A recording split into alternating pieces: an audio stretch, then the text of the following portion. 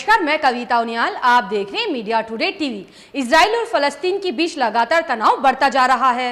Israel लगातार Gaza पर rocket बरसा रहा है। दूसरे दिन भी इजरायली रॉकेटों ने गाजा के रिहायशी इलाकों को निशाना बनाया। इजरायली हमले में अब तक 6 बच्चों समेत 24 लोगों की मौत हो चुकी है और 200 से ज्यादा लोग घायल हो चुके हैं। इजरायली हवाई हमलों से गाजा में बहुत अधिक नुकसान हुआ है। इन हमलों में कई घर तबाह हो गए। इजरायली लड़ाकू विमानों ने गाजा की 4 रिहायशी बिल्डिंगों को निशाना बनाया और लगातार हमला कर रहे हैं। इजराइल के किए गए ताजा हमले में एक कार चपेट में आ गई, जिसमें 75 वर्षीय महिला की मौत हो गई और 6 अन्य लोग घायल हो गए। गाजा स्वास्थ्य मंत्रालय का दावा है कि 2 दिन के हमलों के दौरान 6 बच्चों समेत कम से कम 24 फलस्तीनी मारे गए हैं। यह भी दावा किया जा रहा है कि फलस्तीन की तरफ से इजराइल में 400 से अधिक रॉकेट लॉन्च किए गए, लेकिन ये रॉकेट बहुत बेसिक हैं, जिससे इजराइल का कुछ खास नुकसान नहीं होगा। ज्यादातर रॉकेटों को इजराइल की तरफ से हवा में ही रोक दिया गया है। इजराइल के हमलों से बचने के लिए लगातार सायरन बजाए जा रहे हैं। लोगों को शेल्टर में भेज दिया गया है। फलस्तीन की तरफ से दागे गए रॉकेट्स में इजराइल का कितना नुकसान हुआ है, इसकी कोई जानकारी सामने अभी तक नहीं आई है। पिछले साल हमास और इजराइल की जंग के बाद से ये पहली बड़ी हिंसा है। इसमें अभी तक 1 दर्जन नागरिकों की मौत हो गई और 200 से ज्यादा लोग घायल हो गए।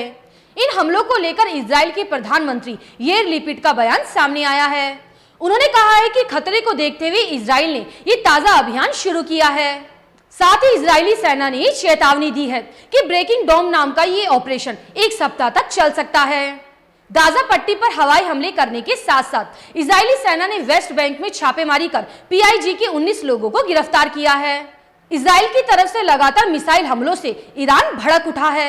ईरान के इस्लामिक रेवोल्यूशनरी गार्ड के प्रमुख ने इजराइल को चेतावनी जारी करते हुए कहा है कि इजराइल इसके लिए भारी कीमत चुकाएगा।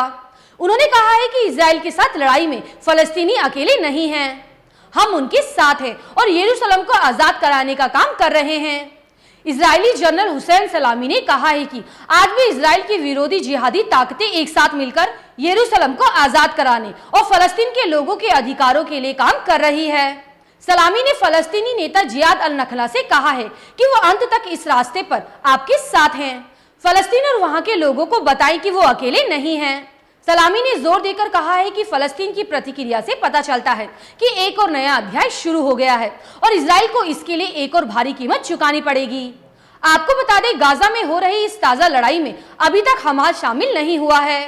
ये लड़ाई इजरायली सेना और फलस्तीन के जिहादी ग्रुप PIJ के बीच चल रही है। अगर हमास इसमें शामिल हो जाता है तो एक और बड़ी जंग होने का खतरा बढ़ जाता है।